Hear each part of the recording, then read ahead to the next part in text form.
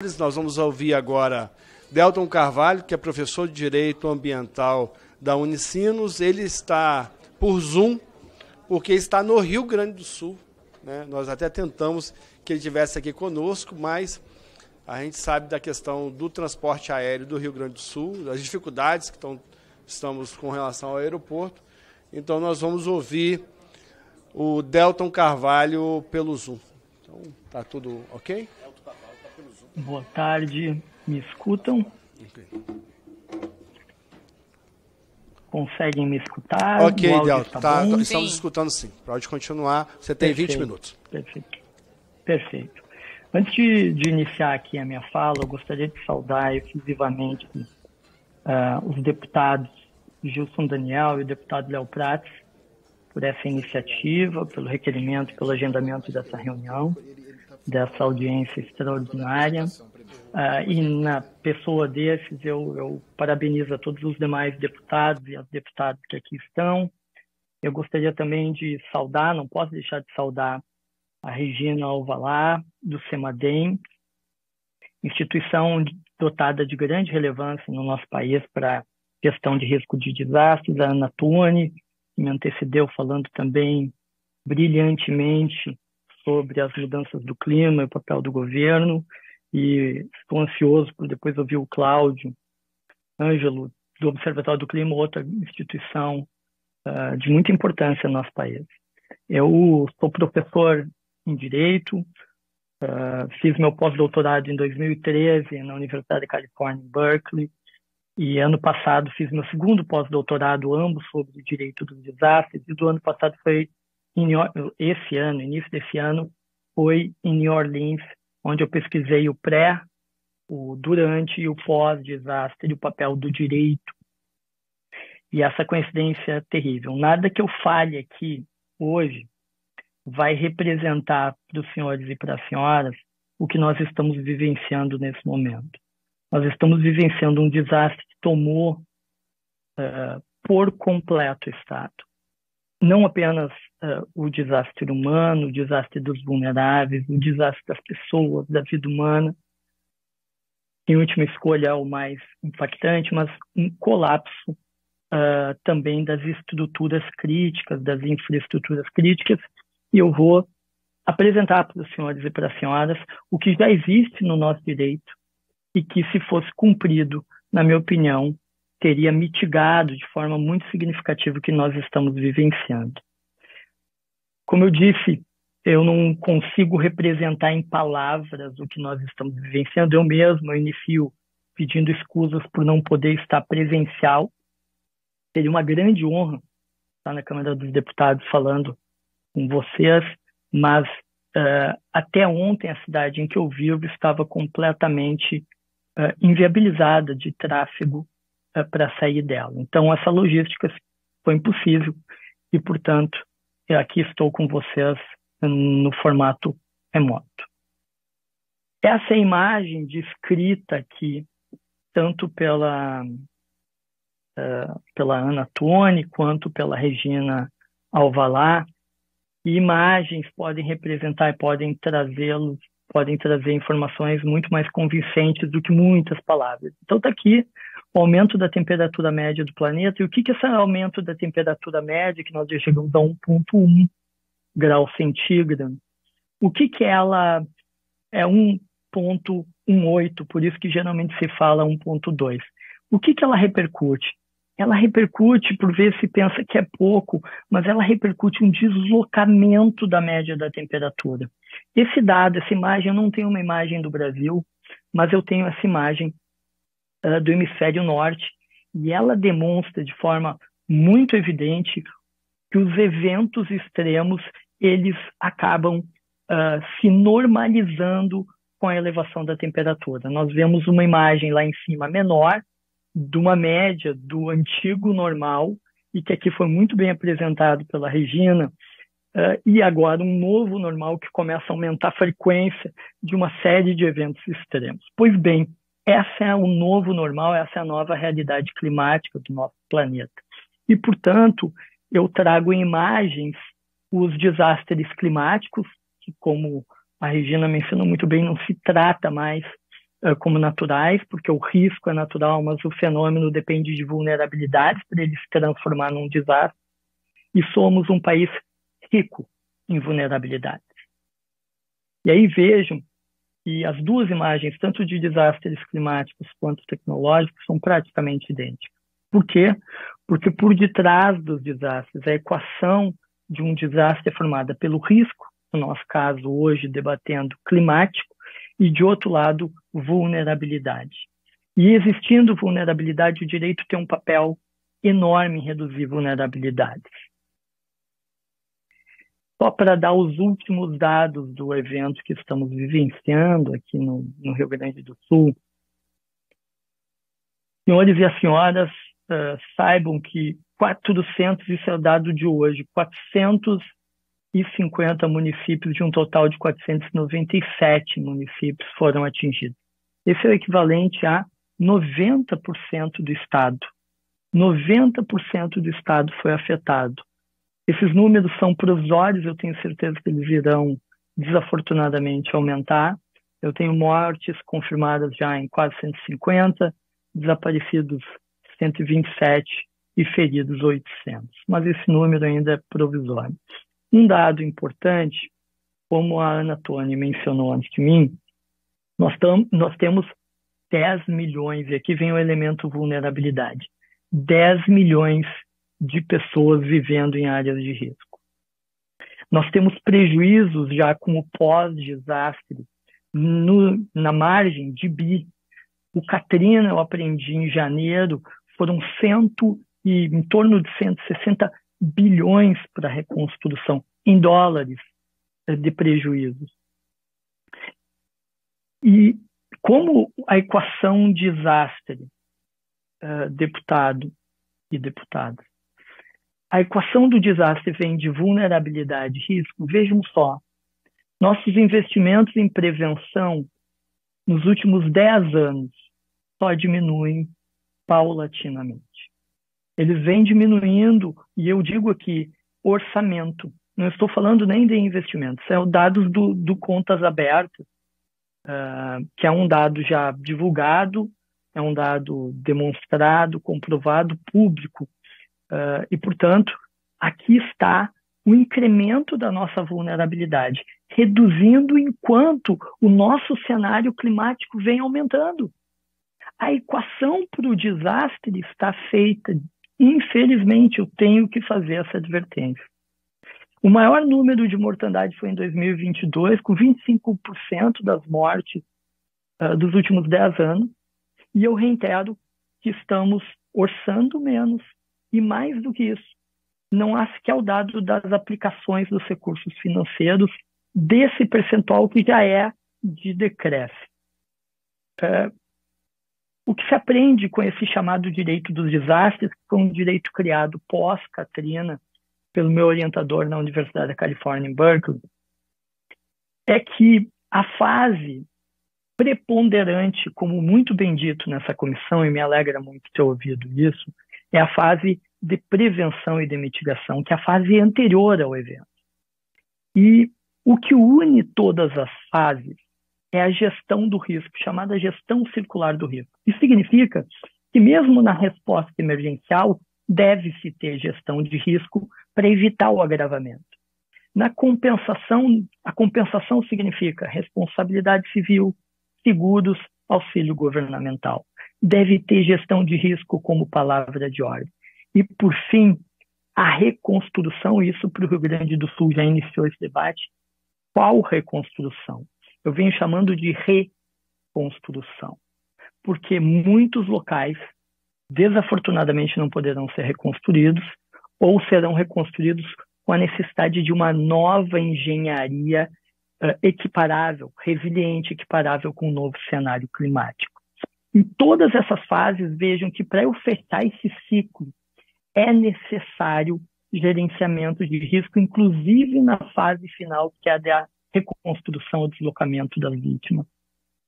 Do contrário, não será um ciclo, será uma espiral sem fim, que é o que nós estamos vivenciando aqui no Rio Grande do Sul. Nosso pior desastre foi no ano passado e já foi, em grande medida, superado nesse que nós ainda nem saímos. Então, se não é feito esse gerenciamento circular do risco, ele deixa de ser um ciclo e passa a ser uma espiral cada vez mais catastrófica. Nós já temos uma legislação contundente no Brasil, boa parte dela feita pelo Poder Legislativo, que merece meus parabéns, inclusive. O centro, o núcleo do direito dos desastres no nosso país é a 2608, Política Nacional de Proteção e Defesa Civil, e aqui foi feita uma mudança de lógica normativa e de interpretação. O proteção foi inserido porque, até então, a proteção, a defesa civil e o direito dos desastres, como se chama, ele tratava muito o pós-desastre. A inserção do proteção significa, do ponto de vista semântico, que a gestão de risco ganhou a centralidade, a prevenção, como Vossas Excelências muito bem mencionaram. E eu quero chamar a atenção não só para a política, que eu vou comentar aqui, como também para o Cadastro Nacional de Municípios. O nosso sistema é bem pensado, mas ele é disfuncional na atualidade. Ele não conversa com diversos números e isso vem amplificando. Eu quero mencionar aqui, e concluindo de forma preliminar, como primeira conclusão, é exatamente isso. Boa parte do colapso climático, esse tsunami climático que nós estamos vivenciando aqui no Rio Grande do Sul, decorre, deputado Gilson Daniel, da falta de cumprimento e implementação de legislações que nós já detemos. Portanto, vamos a esses deveres de prevenção, que são deveres de redução de riscos de desastre. A estratégia adotada pela legislação brasileira é por medidas estruturais e por medidas não estruturais.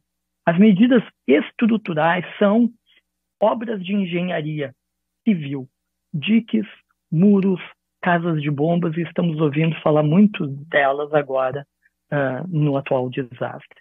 Mas nós não podemos esquecer também da infraestrutura verde. São os ecossistemas, APPs, que também devem ser tratados como estruturas protetivas ao desastre. Por isso, proteção ambiental e direito ambiental têm uma conexão enorme com essa matéria. Mas vejam, nós não podemos ter a falsa sensação de segurança quando temos diques, casas de bombas, muros de contenção, porque essas estruturas feitas pela engenharia precisam sofrer uma atualização, uma manutenção, elas precisam de planos de contingência, a população tem que estar treinada, eu preciso ter alarmes, eu preciso ter um plano de escoamento chamado plano de contingência, eu preciso necessariamente ter um monitoramento remoto. Tudo isso de forma eficiente, do contrário, nós temos o que está acontecendo no Rio Grande do Sul. Isso já está na nossa legislação, sobretudo na 2608, como eu vou mencionar na sequência. Mas a estratégia brasileira, de forma muito feliz, estabeleceu que eu também tenho medidas não estruturais, que são não apenas as construções de engenharia civil, que vão ter que adotar esse novo padrão climático que eu mencionava antes, mas estudos, legislações, ou seja, cadastros, mapas de risco, e eu quero focar nisso, os mapas de riscos, os planos diretores municipais, planos de bacia e planos de contingência. Vejam que a estratégia utilizada pela Lei de Política Nacional de Proteção e Defesa Civil, ela faz uma escolha estratégica no Brasil. Quais são os desastres que mais ceifam vidas no nosso país? Estatisticamente, deslizamento de massa e inundações.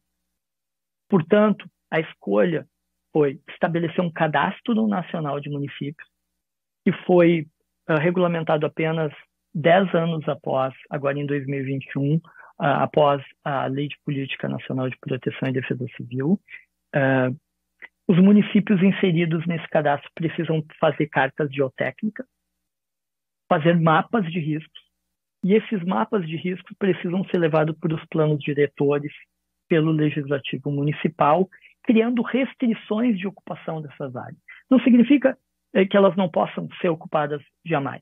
Significa que elas terão restrições, algumas talvez não possam ser ocupadas, outras tenham restrições urbanísticas, o material a ser utilizado, a densidade populacional e assim por diante. Vejam que apenas com a inserção nos planos diretores eu terei uma segurança jurídica de controle disso. Da mesma forma, o plano diretor dessas áreas tem que tomar em consideração os riscos diagnosticados de forma regionalmente nos planos de bacia hidrográfica. E a tudo isso combinado, os municípios devem ter plano de proteção, chamados planos de contingência municipal.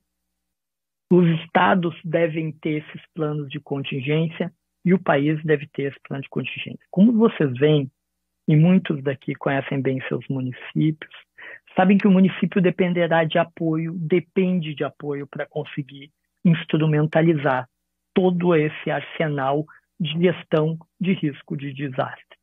Mas sem ele, não é possível.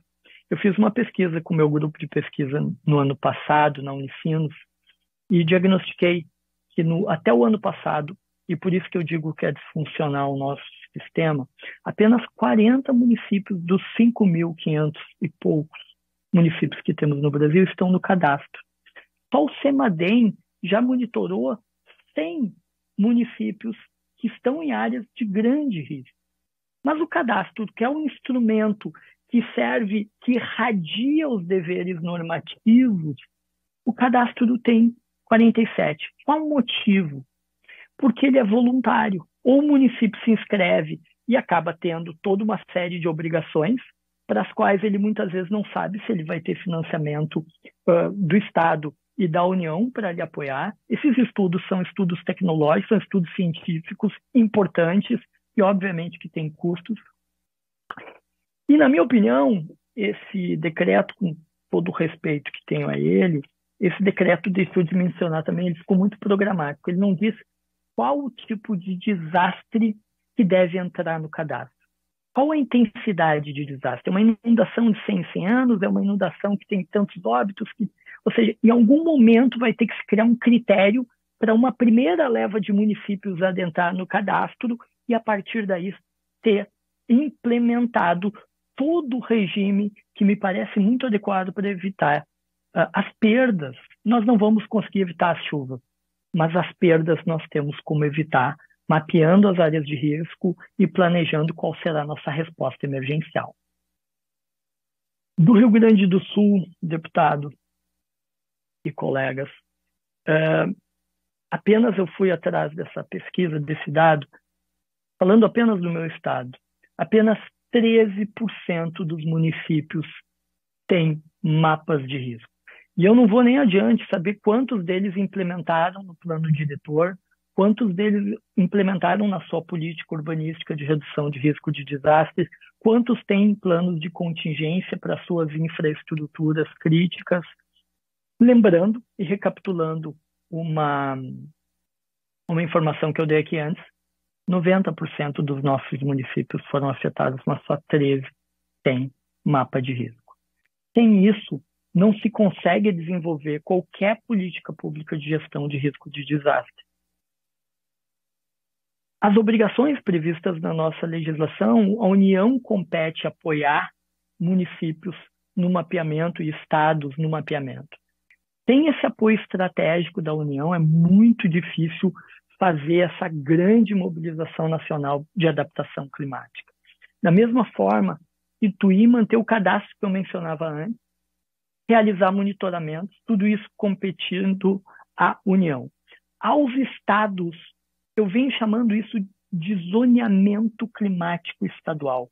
O estado precisa ter um mapeamento das áreas de risco congruente com os mapeamentos locais dos municípios. Sem esse mapeamento, como nós vamos reconstruir o estado do Rio Grande do Sul? Reconstruir para sermos atingidos novamente? Essa é uma pergunta que nós teremos que debater em nível nacional e aqui no Rio Grande do Sul. O Estado tem que monitorar riscos, apoiar os municípios em nível de planos de contingência e o mapa de risco. Por fim, cabe aos municípios, boa parte da execução pelo artigo constitucional 30, cabe a execução da política urbana ao município. Ele fica obrigado a mapear os riscos em nível local, mapeando, tendo os planos de contingência, vedar novas ocupações, monitoramento em tempo real, alertas precoces ao desastre, onde se tem barragens. Só na cidade em que eu resido, 2 pontos colapsaram do dique, atingindo em torno de 180 mil pessoas, colocando em colapso toda a infraestrutura de escoamento da população. Vistorias às edificações e o preparo, que já é a preparação, o planejamento para a resposta, simulados que devem ser feitos para treinar a população. A resposta emergencial, ela é voltada para a confecção de planos de contingência. Esses planos têm que ser feitos antes do evento, para que as pessoas saibam o que fazer na hora do colapso. Eu sou testemunha não só de ter estudado nos últimos 15 anos e pesquisado sobre esse ponto, mas ocular da incapacidade que tivemos de saber o que fazer durante o colapso que estamos tendo aqui no Rio Grande do Sul e o desastre. Estamos na fase da solidariedade, estamos na fase do socorro às vítimas, no resgate a essas vidas, restabelecimento de serviços ambientais e públicos, mas nós vamos precisar necessariamente repensar a reconstrução do Estado. E eu coloco o re aqui porque talvez tenha que ser uma construção. Precisamos construir de novo nosso Estado, que está colapsado. E quando eu digo colapsado, não é retórica. O Estado está colapsado. E ele vai depender, em grande parte, de uma construção, mas uma construção mais resiliente. Não apenas pelas medidas não estruturais, que é de conhecimento, mapeamento de risco, zoneamento de risco, levando para os planos diretores, mas, sobretudo, de infraestruturas mais resilientes ao novo padrão climático. Reconstruir melhor é o padrão que deve ser adotado a uma nova normalidade que teremos depois desse grande desastre, que seja menos vulnerável para encerrar um ciclo e não uma espiral. Evitar, no mínimo, mitigando novos desastres. E aí, o debate, que será um debate que não é simples, de reconstrução ou deslocamento, apoio à infraestrutura cinza, fechando o ciclo. As minhas singelas sugestões para esse importante poder, para essa comissão destacada, e que eu parabenizo efusivamente, e que tenho a honra aqui de falar hoje, agradecendo o convite feito pelos deputados, eu entendo que o primeiro passo é implementar o sistema vigente, mapeando, tendo recursos e dando voz à ciência para mapear os riscos. Essa legislação já existe. Inserindo esses mapeamentos em nível estadual, nos planos estaduais, inserindo isso nos municípios, sobretudo os críticos. É muito importante que eles entrem no cadastro nacional por uma questão de segurança jurídica e de apoio de recursos financeiros. Há necessidade, isso é uma lacuna fragmentada no nosso sistema, definir competências para a política de redução de riscos de desastre. A quem cabe, e eu me adianto aqui, eu entendo que nós precisaremos de uma entidade pós-desastre governamental, uma agência, nós precisaremos de um ministério, a exemplo de que vários desastres dos Estados Unidos já apresentaram, como, por exemplo, o 11 de setembro, o vazamento de petróleo da BP, uma infraestrutura de resposta a desastre. O Rio Grande do Sul precisará de uma logística, de áreas transdisciplinares, de reconstrução de rodovias, de apoio à reconstrução da economia, de apoio aos vulneráveis, que sairão disso mais vulnerabilizados ainda. Ou seja, de mapeamento dos riscos que ainda não foram mapeados, de implementação deles nos planos diretores. Portanto, eu entendo que nós precisaremos de uma estrutura federal só focada na reconstrução do Estado que foi atingido por um tsunami climático e, portanto, uma agência, algo do tipo. E calibrar no que precisa de ajuste o Cadastro Nacional de Municípios Críticos, criado pelo decreto em 2021, mas ainda, como eu demonstrei, inoperante e que deveria conversar com o trabalho brilhante que é desenvolvido pelo CEMADEM e que aqui foi da mesma forma representado pela Regina Alvalá. Eu encerro dizendo que existe uma frase nos Estados Unidos de um professor com quem eu estive agora em New Orleans, que diz que nós lidamos em tempos de guerra, em tempos de desastres, com a legislação e com o que nós fizemos em tempos de paz. É isso que nós precisamos pensar nesse momento. Apesar de estarmos no meio de um terrível desastre climático aqui no Rio Grande do Sul, nós precisamos resgatar essa legislação que nós já tínhamos e dar a ela plena implementação e pensar, obviamente, a Câmara dos Deputados vai pensar e é o celeiro para isso, para pensar democraticamente melhorias no sistema. Mas nós temos já um sistema muito bem pensado, mas ainda não implementado e em alguma medida disfuncional. Eu encerro dizendo que, portanto, nós precisamos pensar o futuro para evitarmos os futuros desastres, gerenciando circularmente o risco. Foi uma honra ter falado para os senhores e para as senhoras. Eu agradeço imensamente a atenção que me foi dispensada aqui. Muito obrigado. Quero agradecer imensamente ao professor doutor Delton Carvalho, agradecendo a sua apresentação. Eu quero pedir a sua autorização para que a sua apresentação fique disponível na página da comissão, como também a apresentação da Regina, que foi feita também, para que a gente possa disponibilizar esses dados a todos que nos acompanham aqui na casa.